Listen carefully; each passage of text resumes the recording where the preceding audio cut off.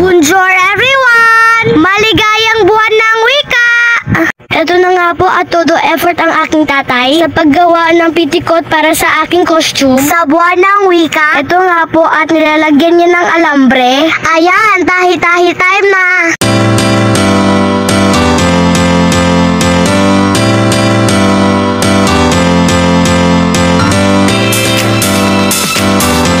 Ito na ang ginawa ni tatay na pitikot.